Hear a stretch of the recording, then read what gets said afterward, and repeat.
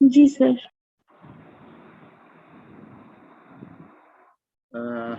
আমি কে? আমি কে? হ্যাঁ, কে আমি? Sir doctor Shahriar Kabir sir. আচ্ছা,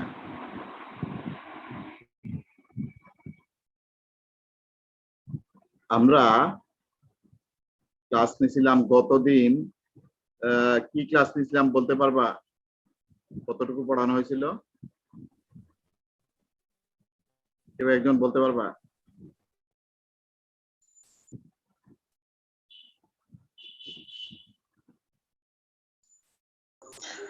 স্যার ড্যাক্রোসিস্টাইটিস পড়াইছিলেন। ড্যাক্রোসিস্টাইটিস আমরা পড়তেছিলাম। ড্যাক্রোসিস্টাইটিসের কোন অংশ পর্যন্ত পড়ছি আমিও ভুলে গেছি। স্যার ড্যাক্রোসিস্টোরাইনোস্টোমিটা পড়াইছিলেন। ড্যাক্রোসিস্টোরাইনোস্টোমির মনে হয় ডেফিনেশনটা আমরা পড়ছিলাম।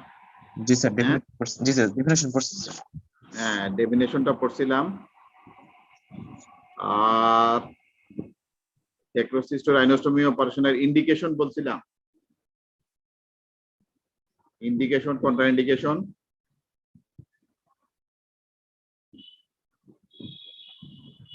ইন্ডিকেশন কন্ট্রাইন্ডিকেশন কি বলছিলাম? না স্যার। আচ্ছা, আরেকটা হলো যে আমরা কি স্যাক পেটেন্সি টেস্ট তো পড়ে ফেলছি মনে হয়। Sac patency test. জি স্যার।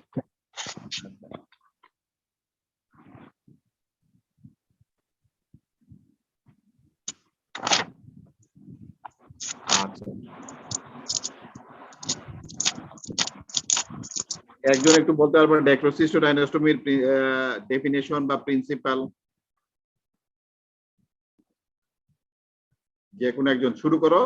একজন শুরু করলে আরেকজন কমপ্লিট করবে। Sir, it is a bypass tear drainage operation where anastomosis is made between the medial wall of the sac and lateral wall of the nasal mucosa হ্যাঁ, by cutting intervening bone at the level of middle meatus. Creating an ostium, এই কথাটা ছিল। Creating an ostium by cutting the intervening bone. Creating an ostium, ostium মানে বোনের ভিতরে ফোঁটা করা, ছিদ্র করা। Creating an ostium by cutting the intervening bones at the level of the middle meatus. আচ্ছা, এই ডেফিনিশনের মধ্যে সবকিছু আছে, পুরো অপারেশনটা এই ডেফিনিশনের মধ্যে আছে। যেমন যে কোনো জায়গায় আমরা রাস্তায় একটা অবস্ট্রাকশন হইলে আমরা একটা বাইপাস তৈরি করি। হ্যাঁ, এখানেও টিআর এর ড্রেনেজের একটা অবস্ট্রাকশন হয়েছে, somewhere in the drainage system একটা অবস্ট্রাকশন হয়েছে, সেটার জন্য আমরা একটা বাইপাস তৈরি করতেছি। কি করতেছি? একটা অ্যানাস্টোমোসিস করতেছি। কোথায়? কার সাথে কার? লেক্রিমাল স্যাকের মিডিয়াল ওয়ালের সাথে, লেক্রিমাল স্যাকের মিডিয়াল ওয়ালের সাথে নেজাল মিউকোসার lateral wall. Medial wall of the lacrimal sac and lateral wall of the nasal mucosa, এই দুইটার মধ্যে একটা অ্যানাস্টোমোসিস করে দিচ্ছি। কিভাবে করতেছি? বোনের মধ্যে একটা অস্টিয়াম তৈরি করতেছি। ইন্টারভেনিং বোন যেগুলি আসবে সেগুলি কেটে একটা অস্টিয়াম তৈরি করতেছি। এই অস্টিয়ামের ভিতর দিয়ে আমরা অ্যানাস্টোমোসিসটা করতেছি। কোন জায়গাটায় করতেছি? At the level of the middle meatus. Middle মিয়াটাসের লেভেলে। এখন মিডল মিয়াটাসের লেভেলে কি জন্য করলাম? আরো নিচে করলাম না কেন? আরো উপরে করলাম না কেন? মিডল মিয়াটাসের, হ্যাঁ বলো। উপরে করলে হচ্ছে এথময়েডাল সাইনাস ওপেন হয়ে যাবে, কারণ হচ্ছে আমরা উপরে করব না। হ্যাঁ, উপরে করলে এথময়েডাল সাইনাস ওপেন হয়ে যাবে। গুড। আর নিচে? Lacrimal duct. Lacrimal duct. আমাদের অবস্ট্রাকশন তো লেক্রিমাল ডাক্টে। হ্যাঁ, নেজোলেক্রিমাল ডাক্ট আর লেক্রিমাল সেকের জয়েনের এখানে। হ্যাঁ, জয়নিং এর এখানে অবস্ট্রাকশন, মোস্ট কমন অবস্ট্রাকশন এই জায়গাটা, কমনলি এই জায়গাটাতে অবস্ট্রাকশন হয়। Junction between the lacrimal sac and nasolacrimal duct, যার ফলে এর নিচে করলে তো আর বাইপাস হবে না, ওখানে তো অবস্ট্রাকশন থেকেই যাবে, যার ফলে এর নিচে করলে কোনো লাভ নাই, আমার টিয়ার ড্রেনেজ হবে না। এজন্য আমরা বলবো এট the level of the middle. যদি আমরা জিজ্ঞেস করে why at the level of the middle meatus, এটা একটা কমন কোয়েশ্চেন, মিডিল মিয়াটাস এর লেভেলে গেলে আনসারটা সোজা answer, fundus of the lacrimal sac, fundus of the lacrimal sac lies at the level of the middle meatus. Lacrimal স্যাকের ফান্ডাসটা middle meatus এর লেভেলে থাকে, এই জন্য আমরা মিডিল মিয়াটাস এর লেভেলে ওপেন অস্টিয়ামটা করতেছি, অ্যানাস্টোমোসিসটা করতেছি, তাহলে সরাসরি মিডিল মিয়াটাসে চলে যাবে, টিয়ারটা সরাসরি ড্রেন হবে মিডিল মিয়াটাসে। আনসারটা কি হলো?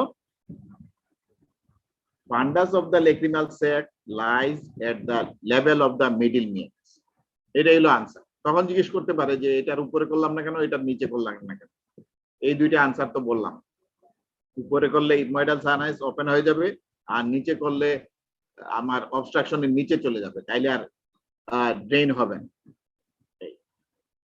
এটা গেল ড্যাক্রোসিস্টোরাইনোস্টমি অপারেশন। এটা তোমাদের করোনার সমস্যাটা গেলে, লকডাউন গেলে যদি ক্লাস শুরু হয় অবশ্যই অপারেশনটা দেখতে হবে তোমাদের, একবার না দেখলে মনে থাকবে না, হ্যাঁ, একবার দেখলে এটা ভালো অনেক দিন মনে থাকবে। এখন প্রথমত হলো ইন্ডিকেশন অফ দ্য ড্যাক্রোসিস্টোরাইনোস্টমি অপারেশন। ড্যাক্রোসিস্টোরাইনোস্টমি অপারেশনের ইন্ডিকেশন নাম্বার 1 বলতে হবে, মোস্ট কমন যেটা আমরা করি ক্রনিক ড্যাক্রোসিস্টাইটিস, ক্রনিক ড্যাক্রোসিস্টাইটিস, এটা নাম্বার 1 ইন্ডিকেশন। সেকেন্ড আমরা বলতে পারি when conservative treatment fail for the chronic congenital dacryocystitis, when conservative treatment fail for the congenital dacryocystitis, congenital dacryocystitis এর conservative treatment আমরা দিলাম, সেটা ফেল করলো, লাভ হলো না, তখন গিয়ে আমরা ড্যাক্রোসিস্টোরাইনোস্টমি অপারেশন করব। মোস্ট কমনলি এই দুইটা হয়। আর আছে লেক্রিমাল পাম্প ফেইলিওর আছে থার্ড, তারপরে আছে mucocele of the lacrimal sac, lacrimal স্যাকে মিউকোসিল হয়ে গেছে, সেখানেও আমরা ড্যাক্রোসিস্টোরাইনোস্টমি অপারেশন করব। Mucocele of the lacrimal sac, এগুলো হলো ইন্ডিকেশন। কন্ট্রাইন্ডিকেশন, কন্ট্রাইন্ডিকেশন হলো দুইভাবে আমরা বলবো, একটা অ্যাবসলিউট কন্ট্রাইন্ডিকেশন, অ্যাবসলিউট কন্ট্রাইন্ডিকেশন, আর কিছু আছে রিলেটিভ কন্ট্রাইন্ডিকেশন। অ্যাবসলিউট কন্ট্রাইন্ডিকেশন কি হইতে পারে, যে কোনো একজনে বলো তো অ্যাবসলিউট কন্ট্রাইন্ডিকেশন কি হইতে পারে, একটা বলো, যে কোনো একটা, কমন সেন্স দিয়ে চিন্তা করো, হ্যাঁ বলো। ওল্ড এজ না, এটা অ্যাবসলিউট না, অ্যাবসলিউট কন্ট্রাইন্ডিকেশন না, ওখানেও আমরা করতে পারি।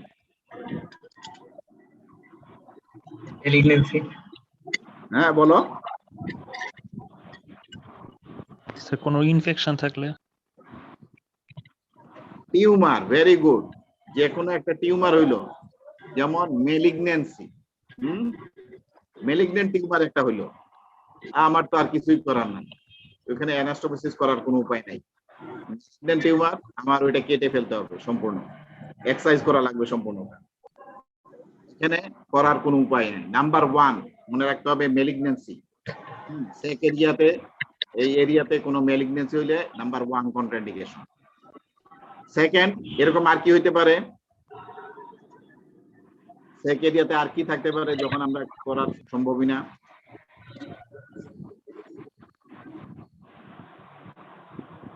অ্যাবসেস, বলো। স্যার অ্যাবসেস বলছিলাম। অ্যাবসেস হইলে এটা রিলেটিভ কন্ট্রাইন্ডিকেশনে আসবে। অ্যাবসেস হইলে অ্যাবসেস ড্রেন করব, কিওর হবে, পরে কয়দিন পরে গিয়ে আমরা ডেক্টোসিস্ট রাইনোস্টোমি অপারেশন করব। সেকেন্ড হবে স্পেসিফিক ইনফেকশন, যেগুলি আছে স্পেসিফিক ইনফেকশন, যেমন টিউবারকুলোসিস, লেপ্রোসি, এগুলি।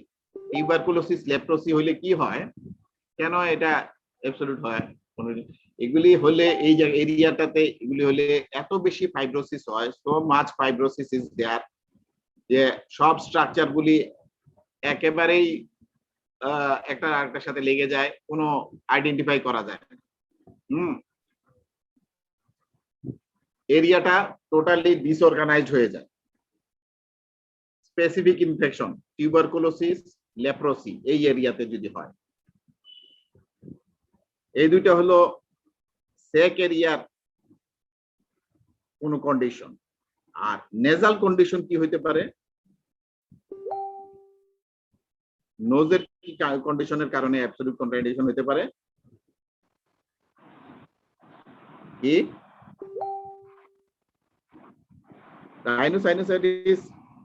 সাইনোসাইটিস, এটা হলো ওই যে রিলেটিভ কন্ট্রাইন্ডিকেশন। এটা ট্রিটমেন্ট করে ভালো করে, তারপরে এমন কন্ডিশন যেটা সহজে আর ভালো করা যায় না। স্যার এপিস্টেক্সিস কি স্যার? এপিস্টেক্স, এটা হ্যাঁ, রাইনাইটিস, এপিস্টেক্সিস এগুলিও তো ট্রিটমেন্ট করতে হবে। ট্রিটমেন্ট করলে কি ইমপ্রুভ করবে, তারপরে আমরা করব। কখন কোন কন্ডিশন হইলে যে আর ইমপ্রুভ করার সম্ভাবনা ভেরি ভেরি রেয়ার।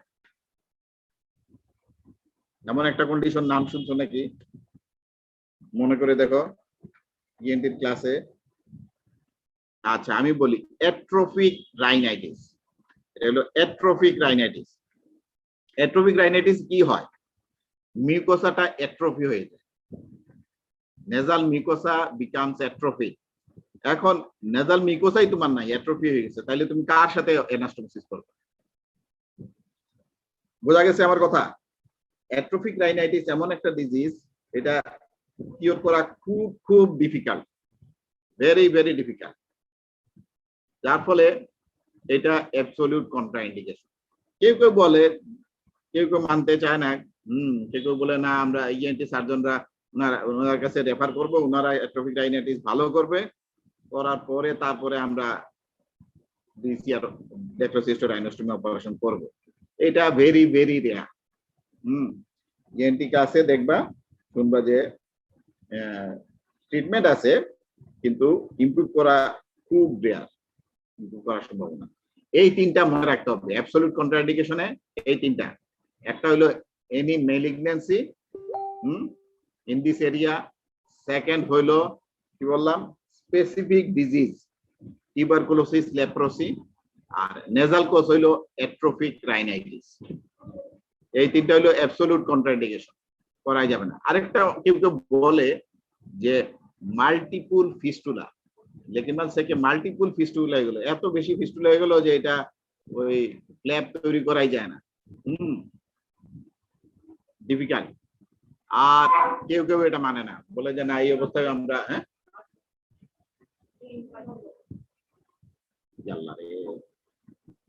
ক্লাস নেই আর এটাতে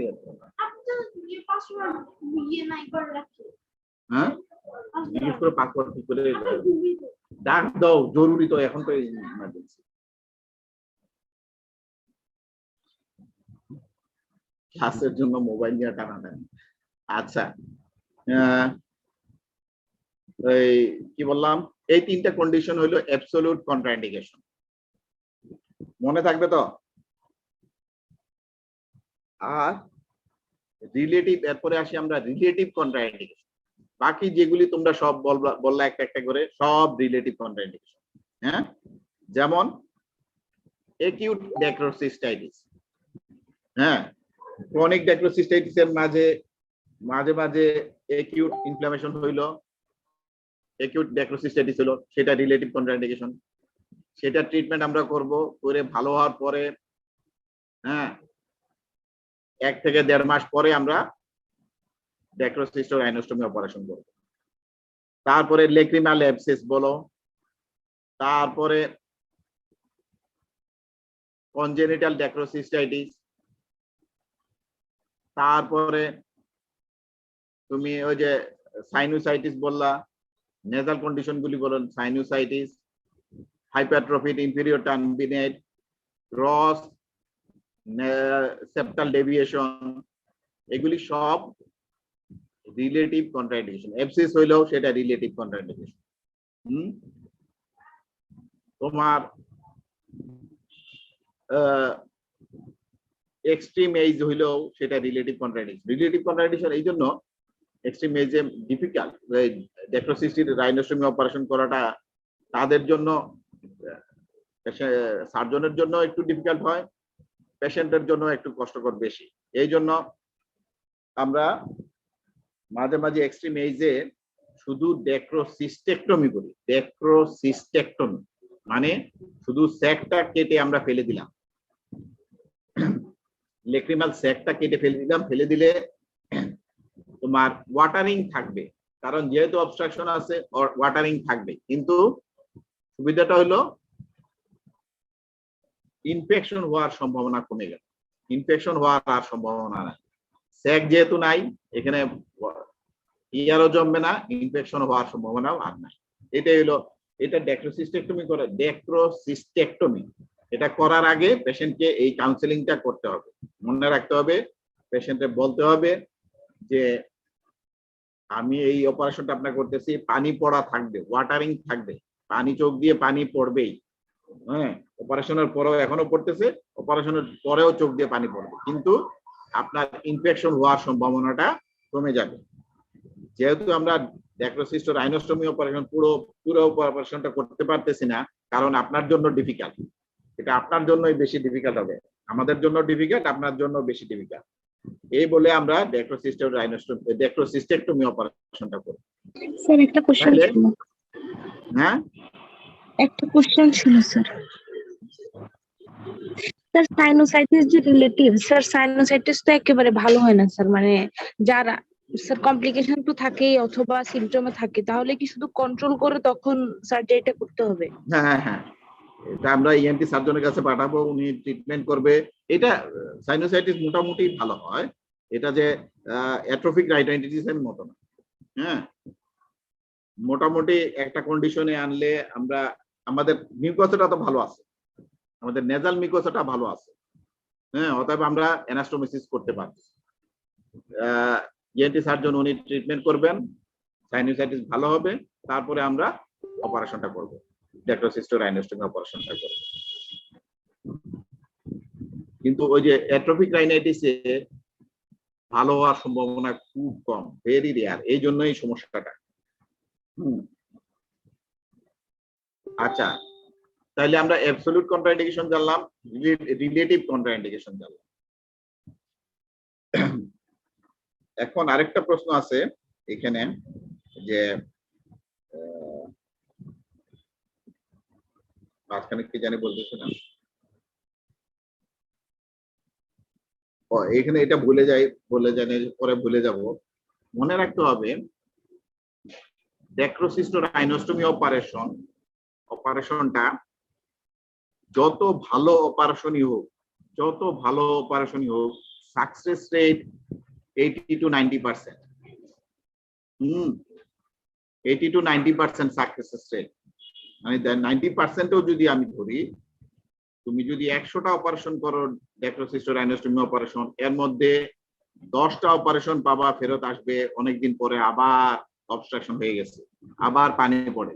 পেশেন্ট এসে বলবে স্যার কি অপারেশন করলেন, স্যার ম্যাডাম কি অপারেশন করলেন, আবার তো পানি পড়ে। এই কাউন্সিলিংটা পেশেন্টকে আগে করা লাগবে। মানে ফেইলিওর রেট আছে, 10 to 15% ফেইলিওর রেট আছে। এই কাউন্সিলিংটা আগে করা লাগে। যদি আবার ফেল করলে কি হবে, কি করব আমরা তখন? এটার ম্যানেজমেন্ট হলো রি-অপারেশন, আবার অপারেশন করতে হবে উইথ সিলিকন টিউব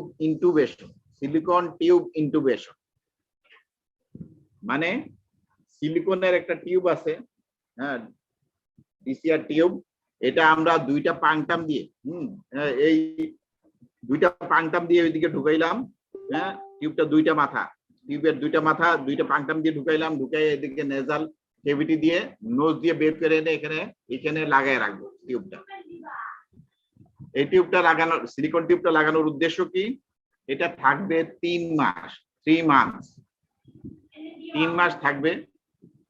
থাকলে সিলিকন টিউবের চারিদিকে গ্রানুলেশন টিস্যু ফর্ম করবে। গ্রানুলেশন টিস্যু ফর্ম করে একটা ক্যানেল তৈরি হয়ে যাবে, 3 মাস পরে আমরা এই টিউবটা যখন রিমুভ করব, এই ক্যানেলটা পারসিস্ট করবে, এই ক্যানেল দিয়ে টিয়ার ড্রেনেজ হবে। তাইলে অনেকদিন পরে পেশেন্ট এসে বললো, অপারেশনের পরে অনেকদিন পরে পেশেন্ট এসে বললো পানি পড়ে, তখন এটাকে আমরা কি বলবো? এটাকে আমরা বলি ফেইলড ডিসিয়া, ফেইলড ড্যাক্রোসিস্টোরাইনোস্টমি অপারেশন। ফেইলড ড্যাক্রোসিস্টোরাইনোস্টমি মানে ড্যাক্রোসিস্টোরাইনোস্টমি অপারেশন করছিলাম আমি, সেটা ফেইল করছে, ফেইলড ড্যাক্রোসিস্টোরাইনোস্টমি। এটার ম্যানেজমেন্ট কি বললাম? এটার ম্যানেজমেন্ট হলো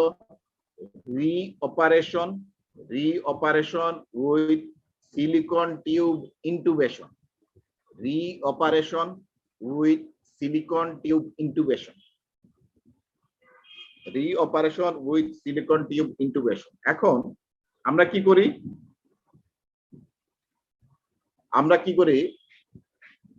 মনে রাখতে হবে, এমন কোন অপথলমোলজিস্ট নাই, চোখের আই স্পেশালিস্ট নাই, যিনি জীবনে কখনো ফেইলড ডিসিআর এর পেশেন্ট পান নাই।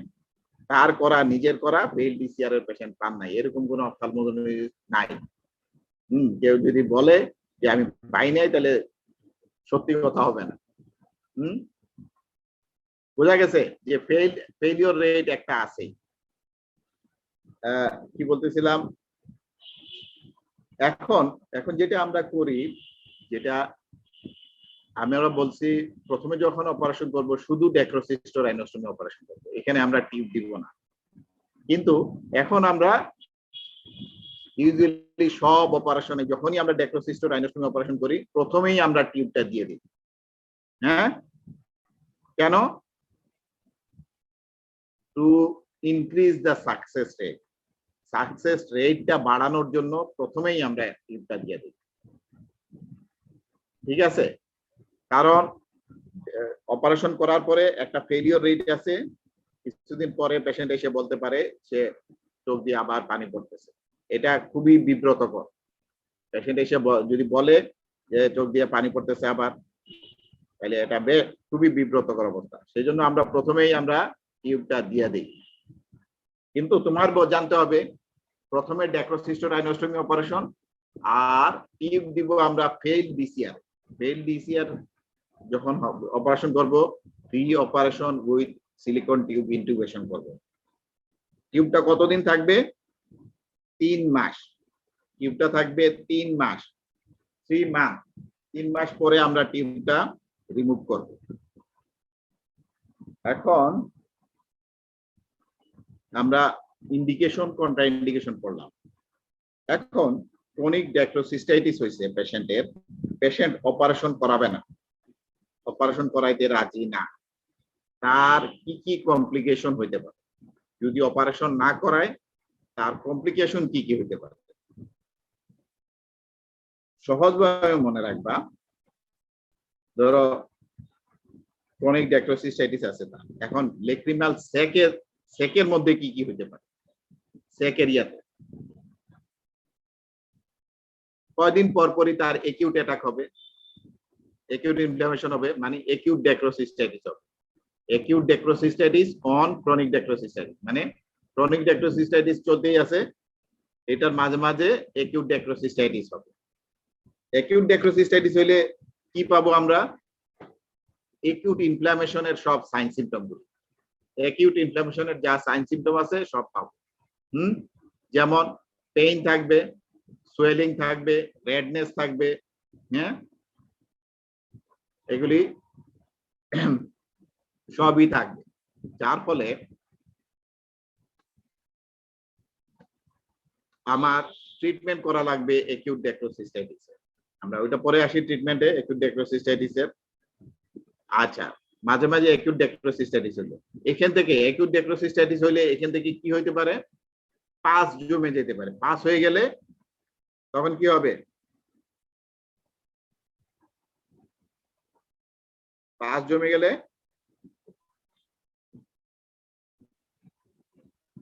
স্যার অ্যাবসেস হইতে পারে।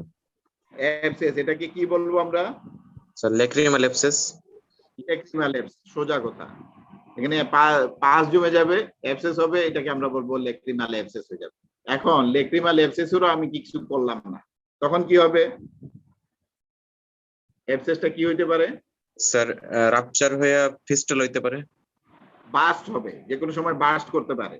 হ্যাঁ, জি স্যার। বাস্ট অ্যাবসেস হইতে পারে। বাস্ট অ্যাবসেস হওয়ার পরে এটা যখন হিলিং হবে তখন যেটা তুমি বললা ওই যে ফিস্টুলা হয়ে যাবে। হ্যাঁ, ফিস্টুলা হয়ে যেতে পারে, লেক্রিমাল ফিস্টুলা। ঠিক আছে, তাহলে অ্যাকিউট ডেক্রোসিস্টাইটিস হইতেছে মাঝে মাঝে, সেখান থেকে লেক্রিমাল অ্যাবসেস হইতেছে বাস্ট অ্যাবসেস হইতেছে, তারপরে লেক্রিমাল ফিস্টুলা হয়ে যাইতেছে। হ্যাঁ, এই গেল লেক্রিমাল স্যাক এরিয়াতে। খালি সাইড গুলি মনে রাখবা, আশেপাশের স্ট্রাকচার গুলি, তাইলেই তোমার মনে থাকবে যে কি কি হইতে পারে। এরপরে পাশে কি আছে, কনজাংটিভা। কনজাংটিভাতে কন্টিনিউয়াস একটা ক্রনিক ডেক্রোসিস্টাইটিসের কারণে কন্টিনিউয়াস একটা ডিসচার্জ আসতে থাকবে। হ্যাঁ, ডিসচার্জ একটা আসতে থাকবে, তাইলে কি হবে কনজাংটিভাতে, কনজাংটিভাইটিস। কনজাংটিভাইটিস, ক্রনিক কনজাংটিভাইটিস লেগেই থাকবে, তার ক্রনিক কনজাংটিভাইটিস লেগেই থাকবে।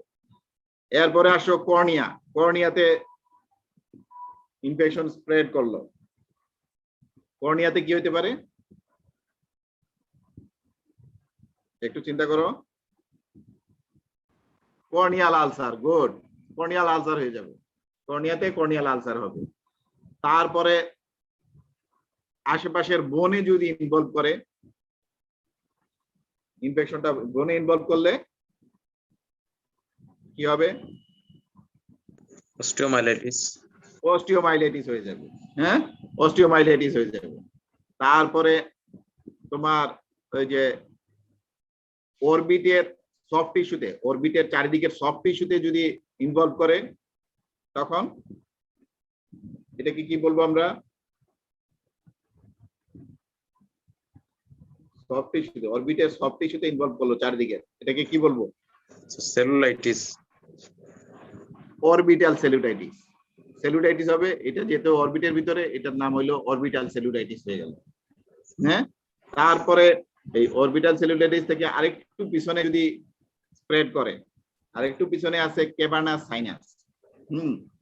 পিছনে অরবিটের পিছনের দিকে আছে ক্যাভার্নাস সাইনাস, সেখানে যদি স্প্রেড করে তাহলে এটা তখন এটা কি হবে, এটাকে আমরা বলবো ক্যাভার্নাস সাইনাস থ্রম্বোসিস হয়ে যাবে, ক্যাভার্নাস সাইনাস থ্রম্বোসিস হবে। হ্যাঁ, আরো পিছনে যদি স্প্রেড করে ব্রেইনে, ব্রেইনে স্প্রেড করলে কি হইতে পারে, এনকেফালাইটিস। এনকেফালাইটিস, মেনিনজাইটিস, এনকেফালাইটিস, এমনকি ব্রেইন অ্যাবসেসও হইতে পারে। হ্যাঁ, ব্রেইন অ্যাবসেস হইতে পারে। এই সবগুলি একটা একটা করে স্ট্রাকচার মনে করলেই খালি বলতে পারবা। লেক্রিমাল স্যাক এরিয়াতে অ্যাকিউট ডেক্রোসিস্টাইটিস হইতেছে, সেখান থেকে লেক্রিমাল অ্যাবসেস হইতেছে, সেটা বাস্ট করে লেক্রিমাল ফিস্টুলা হইতেছে। কনজাংটিভাতে ক্রনিক কনজাংটিভাইটিস হইতেছে, কর্নিয়াতে কর্নিয়াল আলসার হইতেছে। এরপরে বোনে ইনভলভ করলে অস্টিওমাইলাইটিস হইতেছে, পিছনে ক্যাভার্নাস সাইনাসে ইনভলভ করলে ক্যাভার্নাস সাইনাস থ্রম্বোসিস হইতেছে, আরো পিছনে স্প্রেড করলে মেনিনজাইটিস, এনকেফালাইটিস, ব্রেইন অ্যাবসেস হইতেছে। এই হইলো কমপ্লিকেশন। এটা একটা কমন রিটেনের একটা কমন কোয়েশ্চেন, এবং ভাইভাতেও কমনলি, কারণ পেশেন্ট করতে অপারেশন করতে রাজি না, তখন তোমার পেশেন্টই জিজ্ঞেস করবে কি কি অসুবিধা হইতে পারে, বা তুমি নিজেই বলবা আপনার এই অসুবিধা হইতে পারে, এই জিনিসগুলি আপনার মনে রাখতে হবে। এই কমপ্লিকেশন গুলি আপনার হইতে পারে।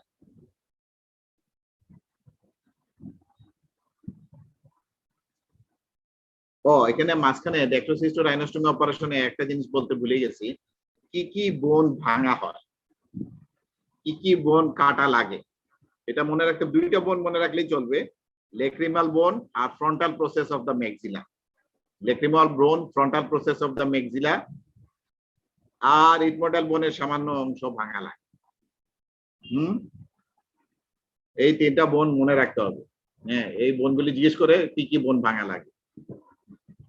আচ্ছা, এটা গেল এই যে কমপ্লিকেশন অফ ক্রনিক ড্যাক্রোসিস্টাইটিস। আচ্ছা, এখন আমরা আসি ওই যে কমপ্লিকেশনের মধ্যে অ্যাকিউট ড্যাক্রোসিস্টাইটিস। অ্যাকিউট ড্যাক্রোসিস্টাইটিস হইলে আমরা কি করব? অ্যাকিউট ড্যাক্রোসিস্টাইটিস এর ম্যানেজমেন্ট যদি জিজ্ঞেস করে কি করবা, এক লাইনে আনসার দিতে হবে। প্রথমে conservative treatment followed by surgery after 1.5 months। Conservative treatment followed by surgery after 1.5 months, মানে কনজারভেটিভ ট্রিটমেন্ট আমরা দিব, সেটা অ্যাকিউট ড্যাক্রোসিস্টাইটিস ভালো হবে। তারপরে 1 থেকে 1.5 মাস পরে, আমি 1.5 months বলতেছি, 1 থেকে 1.5 মাস পরে গিয়ে ড্যাক্রোসিস্ট রাইনোস্টমি অপারেশন তার করাই লাগবে। না করলে কয়দিন পর পর আবার এরকম দেখা দিবে। মানে conservative treatment followed by surgery after 1.5 months। Conservative treatment আমরা কি দিব? অ্যাকিউট ড্যাক্রোসিস্টাইটিস এর কনজারভেটিভ ট্রিটমেন্ট কি দিব? ইনফেকশন হয়েছে তাইলে কি দিতে পারি?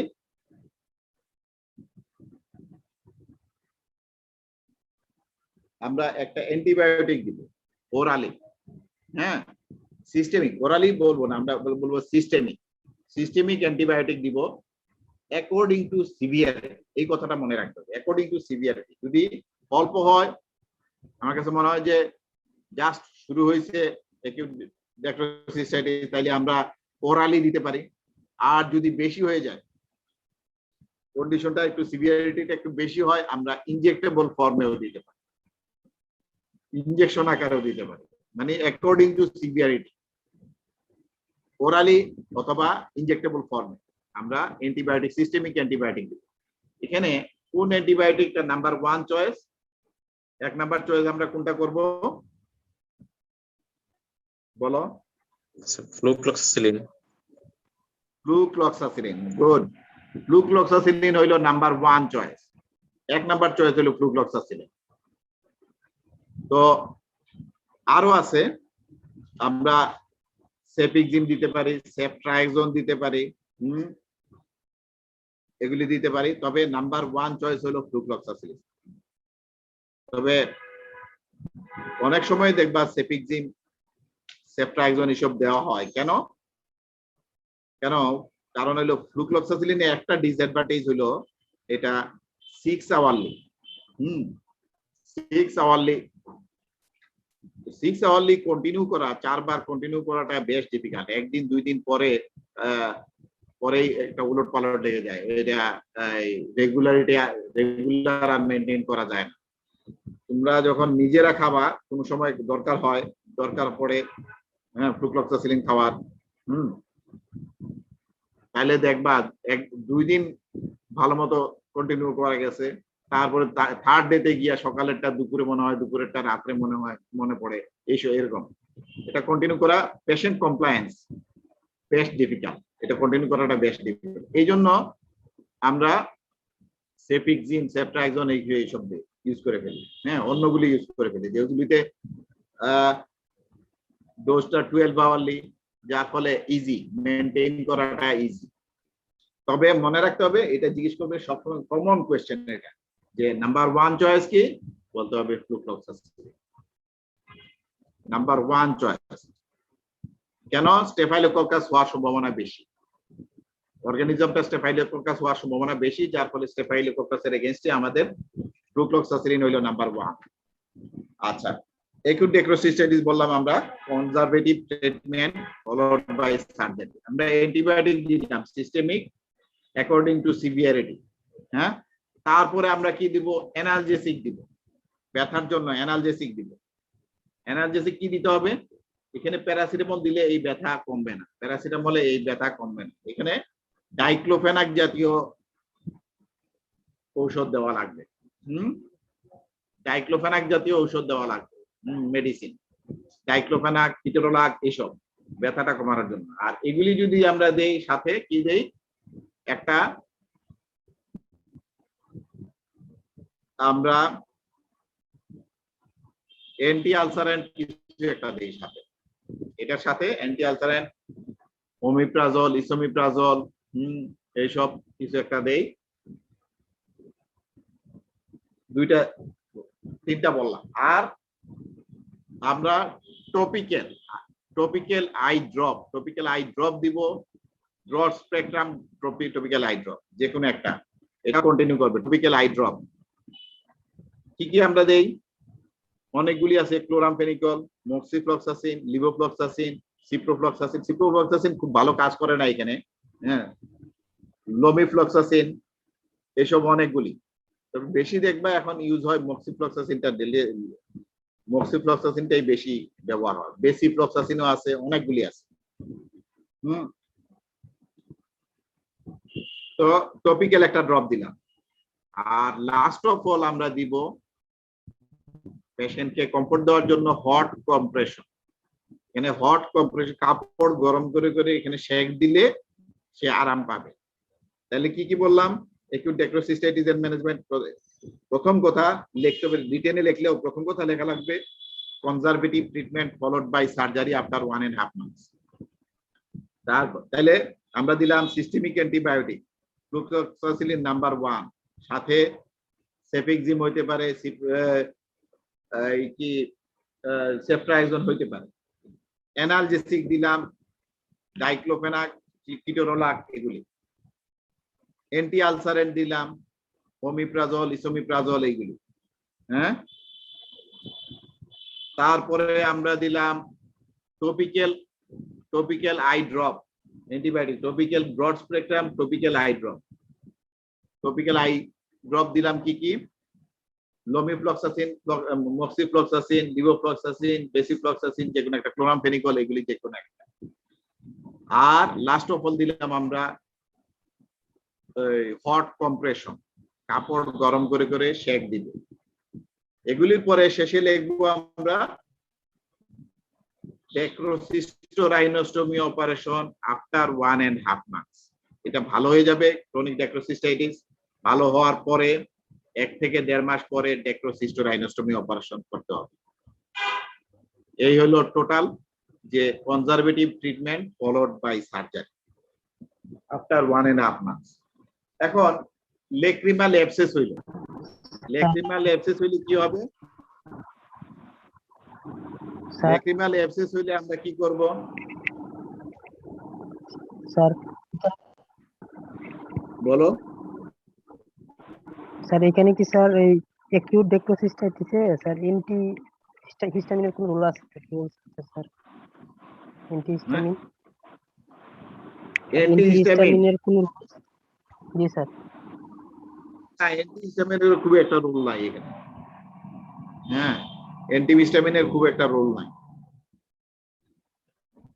এটা পেশেন্ট যদি ইচিং কমপ্লেইন করে আমরা দিতে পারি, কিন্তু এটার কোনো রুল এখানে নাই।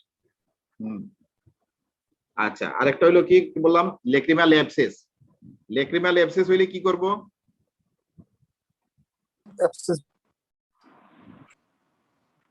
হ্যাঁ বলছে abscess anywhere in the world should be drain fast. হ্যাঁ, অ্যাবসেস যেখানে থাকবে এটা আগে ড্রেন করা লাগবে। ড্রেন না করলে অ্যান্টিবায়োটিক যতই দেই না কেন আমি, এটা কাজ করবে না।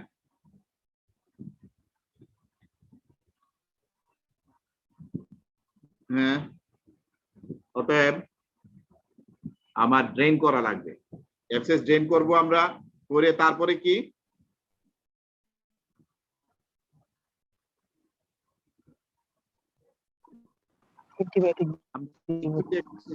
যে ম্যানেজমেন্ট দিছি সেটাই, অ্যাকিউট ডেক্রোসিস্টাইটিসে যে ম্যানেজমেন্ট দিছি সেটা কন্টিনিউ করব, দিব। এবং ভালো হওয়ার পরে, পেশেন্ট ভালো হওয়ার পরে ডেক্রোসিস্টোরাইনোস্টমি আফটার 1.5 months, ভালো হওয়ার 1.5 মাস পরে গিয়ে ডেক্রোসিস্টোরাইনোস্টমি অপারেশন করা লাগবে।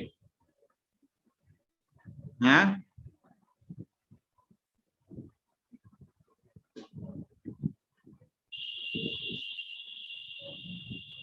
তাহলে লেক্রিমাল অ্যাবসেস হইলে আমাদের ড্রেন করা লাগবে incision and drainage. Incision and drainage করে তারপরে 1 থেকে 1.5 মাস পরে আমরা ড্যাক্রোসিস্টোরাইনোস্টমি অপারেশন করব। এখানে জেনারেল সার্জারিতে আবার মাঝে মাঝে বলে যে প্রথমে অ্যাবসেস হইলে প্রথমে বোলাস ডোজে অ্যান্টিবায়োটিক দিতে, বোলাস ডোজে অ্যান্টিবায়োটিক দিয়ে 2 দিন 3 দিন পরে গিয়ে ড্রেন করতে। কেন? তাদের কথা হইলো প্রথমে যদি আমি ড্রেন করি তাহলে ইনফেকশনটা স্প্রেড হওয়ার সম্ভাবনা বেশি থাকবে, আর আমি যদি বোলাস ডোজে অ্যান্টিবায়োটিক দেই প্রথমে 2-3 দিন দিলে এটার চারিদিকে একটা অ্যান্টিবায়োমা ফর্ম করবে, অ্যাবসেসটা চারিদিকে একটা অ্যান্টিবায়োমা ফর্ম করবে, ফর্ম করে এটা একটা ব্যারিয়ার হিসাবে কাজ করবে। তো তারপরে আমরা যদি এটা ড্রেন করি, হ্যাঁ, তখন আর এটা স্প্রেড করবে না। এটা ওই ব্লাডে আর স্প্রেড করবে না, এটা অনেকে বলে যে প্রথমে ব্লাড ডোজে অ্যান্টিবায়োটিক দিলে এটা চারিদিকে অ্যান্টিবায়োমা ফর্ম করবে, তারপরে ড্রেন করবে। আর নরমালি আগে ড্রেন, ড্রেন তারপরে অ্যান্টিবায়োটিক। আচ্ছা, এটা গেল লেক্রিমাল অ্যাবসেস। আরেকটা জিনিস বলি যে কখন আমরা বুঝবো একিউট ড্যাক্রোসিস্টাইটিস হয়েছে। আমরা বলছি যে একিউট ইনফ্লামেশনের সাইনগুলি সব পাবো, মাঝে মাঝে একটু ডিফিকাল্ট হয়ে যায় যে এটা whether this is chronic ড্যাক্রোসিস্টাইটিস or acute ড্যাক্রোসিস্টাইটিস। কেন ডিফারেন্স বোঝাটা দরকার? কেন? কারণ দুইটার ম্যানেজমেন্ট দুই রকম। ক্রনিক ড্যাক্রোসিস্টাইটিস হলে আমরা এখনই ড্যাক্রোসিস্টোরাইনোস্টমি অপারেশন করব, আর একিউট ড্যাক্রোসিস্টাইটিস হইলে আমাকে কনজারভেটিভ ট্রিটমেন্ট দিতে হবে, দিয়ে ভালো হওয়ার পরে 1.5 মাস পরে গিয়া ড্যাক্রোসিস্টোরাইনোস্টমি অপারেশন করতে হবে। হ্যাঁ, দুইটার দুই ধরনের ম্যানেজমেন্ট, যার ফলে মাঝে মাঝে একটু ডিফিকাল্ট হয়। কি ডিফিকাল্ট হয়? একটু রেডনেস আছে, একটু রেড হয়ে আছে, যার ফলে আমি confuse whether it is acute ড্যাক্রোসিস্টাইটিস or not। acute কন্ডিশনে আবার অপারেশন করতে গেলে ফেল করার সম্ভাবনা থাকে, কারণ স্ট্রাকচারগুলি ম্যাটেড হয়ে থাকে, একটা একটার সাথে লেগে থাকে, আইডেন্টিফাই করা একটু ডিফিকাল্ট হয়, আর ইনফেকশনের কারণে ফেল করার সম্ভাবনা বেশি থাকে। তো কিভাবে বুঝবো আমরা যে whether it is acute or not? একটাই উপায়, রিগার্জিটেশন টেস্ট। মনে রাখতে হবে রিগার্জিটেশন টেস্ট। ক্রনিক ড্যাক্রোসিস্টাইটিসে আমরা রিগার্জিটেশন টেস্ট পড়াইছি তো, মনে হয় পড়াই নাই, বলছি না? জি স্যার, সেকপেটেন্সি টেস্ট স্যার। পাংটামে আমি প্রেসিয়েট করব লোয়ার পাংটামে, স্যাক এরিয়াতে আইয়ের মিডিয়ালে স্যাক এরিয়াতে আমি ইন্ডেক্স ফিঙ্গার দিয়ে প্রেসার ক্রিয়েট করব, আর লোয়ার পাংটামের দিকে আমি তাকায় থাকবো, দেখতে অবজার্ভ করব। লোয়ার পাংটামটা আমরা অবজার্ভ করব। যদি লোয়ার পাংটাম দিয়ে রিগার্জিটেশন হয়, ফ্লুইড বের হয়ে আসে, তাহলে রিগার্জিটেশন টেস্ট পজিটিভ, মানে probably there is obstruction anywhere in the lacrimal drainage system.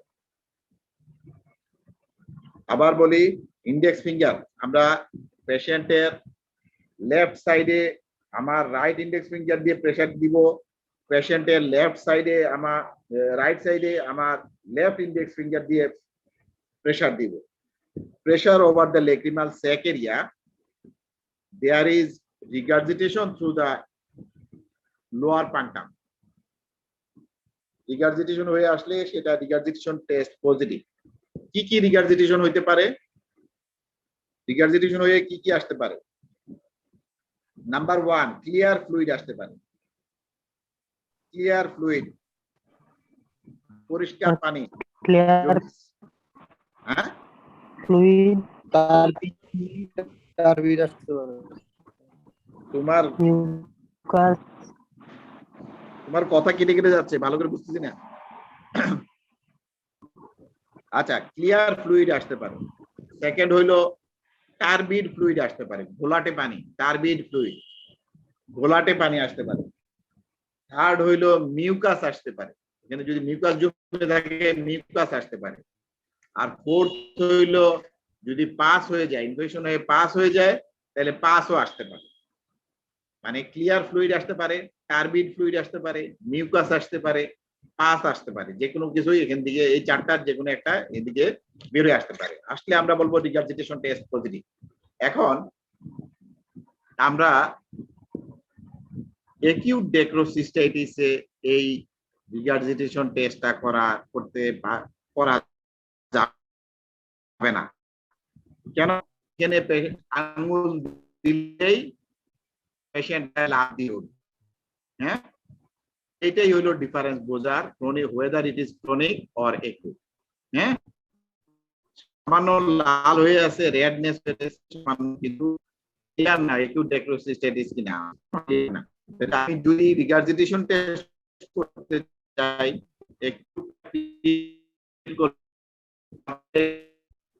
Patient যদি ব্যথা থাকবেই, একিউট হইলে ব্যথা থাকবেই। আর যদি ব্যথা না থাকে, বোঝা গেল এটা ক্রনিক ডেক্রোসিস্টাইটিস। তাহলে আমরা কি করে বুঝলাম? রিগার্জিটেশন টেস্ট দিয়ে বুঝলাম। রিগার্জিটেশন টেস্ট দিয়ে আমরা বুঝলাম whether it is acute or not. আচ্ছা, কোথায় ছিলাম?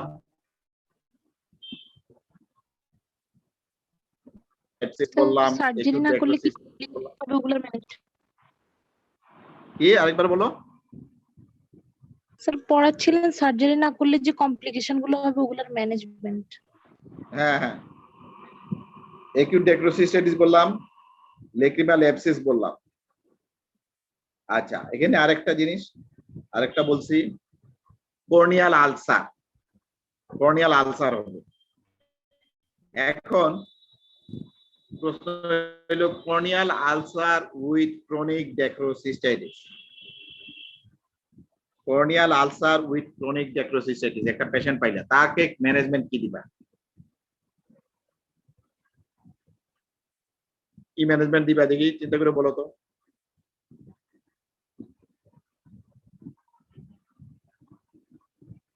Chronic dacryocystitis with corneal ulcer.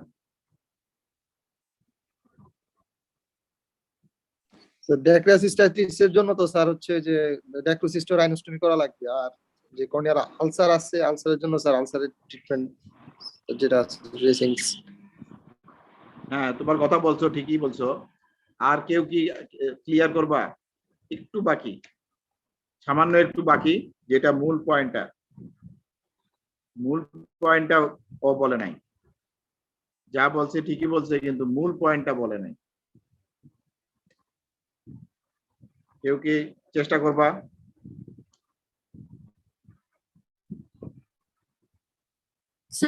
আমি বললে তখন কি আবার বলো? কর্নিয়াল আলসারটা হিলিং এর জন্য ওয়েট করব। কর্নিয়াল আলসার হিলিং এর জন্য ওয়েট করব। আচ্ছা, ও বললো কর্নিয়াল আলসার হিলিং এর জন্য আমরা ওয়েট করব। আর কেউ কিছু? স্যার কেরাটোপ্লাস্টি করতে পারি? কেরাটোপ্লাস্টি? ওরে বাবা, তুমি আবার কঠিন জিনিস, কঠিন কিছু আমি জিজ্ঞেস করি না। কি কই, নদী, সেজুতি, এরা কই? এদের নাম দেখতেছি না কেন? পুরো ইয়ার তো আছে, কোনো কথা বলে না। নদী, সেজুতি, কলি। আচ্ছা, সময় বেশি নাই, মূল কথাটা খেয়াল করো। তুমি বলছো ঠিকই, ও আনসার দিছে ঠিকই, কিন্তু মূল কথাটাই বলে নাই। মূল কথাটা হইলো কর্নিয়াল আলসারের সোর্সই তো ক্রনিক ডেক্রোসিস্টাইটিস, ইনফেকশনের সোর্সটাই তো ক্রনিক ডেক্রোসিস্টাইটিস, এটার কারণেই তো কর্নিয়াল আলসার হয়েছে। হ্যাঁ, অতএব ডেক্রোসিস্টো রাইনোস্টমি অপারেশন না করা পর্যন্ত ওই কর্নিয়াল আলসার ভালো হবে না। আমার কথা ক্লিয়ার হয়েছে? কর্নিয়াল আলসারের জি, স্যার। মূল তার সোর্সটা মানে হলো স্যার ক্রনিক এখানে- ড্যাক্রোসিস্টাইটিস। জি স্যার। বলো। তার কর্নিয়াল তাহলে আলসার স্যার কি হইছে শুধু মূল মানে কারণ হইল ড্যাক্রোসিস্টো ক্রনিক রাইনোস্টোমি ড্যাক্রোসিস্টাইটিস। মানে বলো স্যার অপারেশন আরেকবার করার বলো। পরে কি স্যার কর্নিয়াল আলসার কি স্যার হিল করে ফেলবে অটোমেটিক্যালি, নাকি স্যার আলসারের ট্রিটমেন্ট আবার করা লাগবে স্যার? স্যার ড্যাক্রোস আলসার হিল হ্যাঁ, করবে? আলসারের ট্রিটমেন্ট আমরা চালাই যাব। আলসারের ট্রিটমেন্ট আমাদের দিতেই হবে, চলতে থাকবে। কিন্তু ক্রনিক ড্যাক্রোসিস্টাইটিস এর ট্রিটমেন্ট না করা পর্যন্ত আলসার ভালো হবে না। তুমি যতই ট্রিটমেন্ট করো, ইনফেকশনের সোর্সটা তো রয়ে যাচ্ছে, সোর্সটা থেকে যাবে, যার ফলে ইনফেকশন কন্টিনিউ করবে। আমরা এমন পেশেন্টও পাইছি ক্রনিক ড্যাক্রোসিস্টাইটিস। হ্যাঁ, আলসারের ট্রিটমেন্ট আছে। আলসারের ট্রিটমেন্ট আলসারের সময় বলবো। হ্যাঁ, আলসারের যখন আসবে, কোনিয়াল আলসার আসবে তখন বলবো।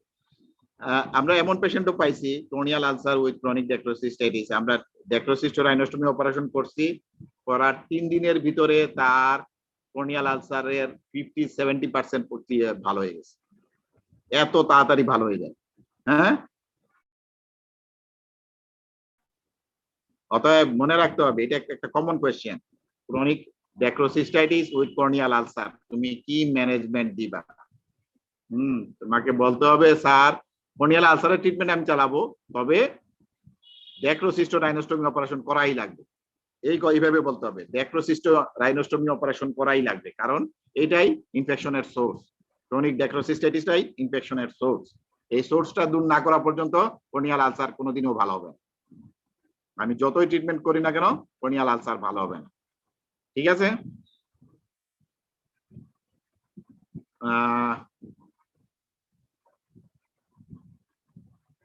এরপরে আমাদের আলমাস স্যার ক্লাস নেবেন।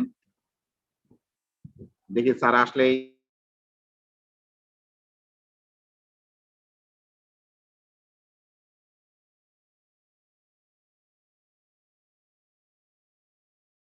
বললাম যে chronic dacryocystitis with corneal ulcer আসলে আমার কর্নিয়াল আলসারের ট্রিটমেন্টের সাথে অবশ্যই ড্যাক্রোসিস্টো রাইনোস্টোমি অপারেশন করতে হবে, করলে কর্নিয়াল আলসার ভালো হবে। আচ্ছা, আরেকটা common question, chronic dacryocystitis with cataract. Cataract মানে লেন্সে opacity. Chronic dacryocystitis with cataract আমাদের কি করা লাগবে, কি করবো আমরা? এবার বলো, এবার বুদ্ধি কাটায় বলো। ক্রনিক ড্যাক্রোসিস্টাইটিস উইথ ক্যাটারেক্ট আমরা কি করব?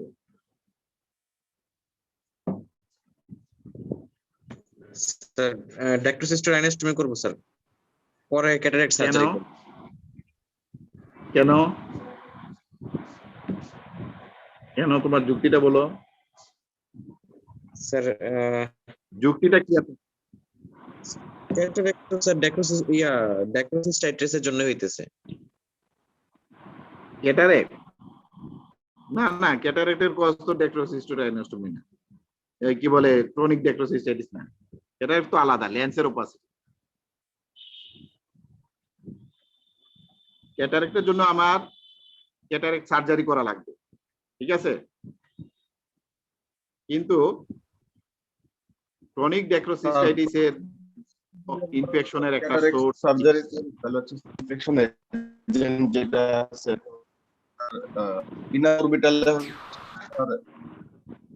তোমার কথা কেটে কেটে গেছে, যে পরিষ্কার বুঝি নাই।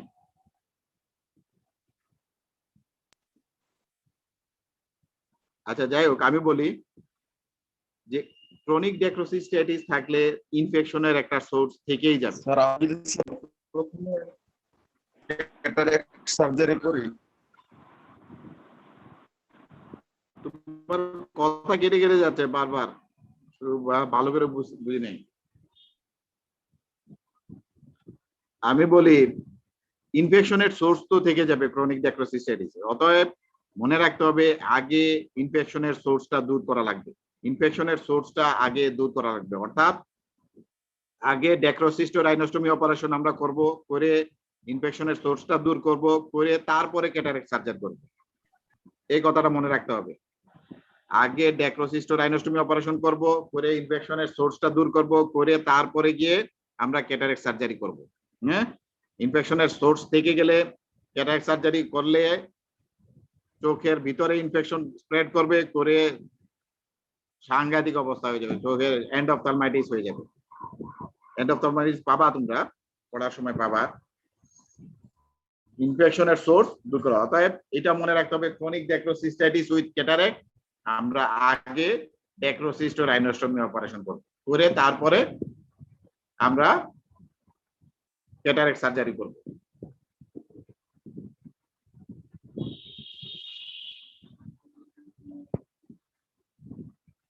স্যার কি চলে আসছেন? স্যার কি জয়েন করছেন? জি স্যার। হ্যাঁ, স্যার আলমাস স্যার জয়েন করছেন? জি স্যার। জি আসসালামু আলাইকুম। ওয়ালাইকুম আসসালাম স্যার। আসসালামু আলাইকুম। ওয়ালাইকুম আসসালাম স্যার। স্যার ভালো আছেন স্যার? তাহলে স্যার আমি লিভ করি। জি ওয়ালাইকুম আসসালাম স্যার। স্যার তাহলে আমি লিভ করি, আপনি ক্লাস করবেন স্যার। আমাদের ইউটিউবের কি অবস্থা এখন?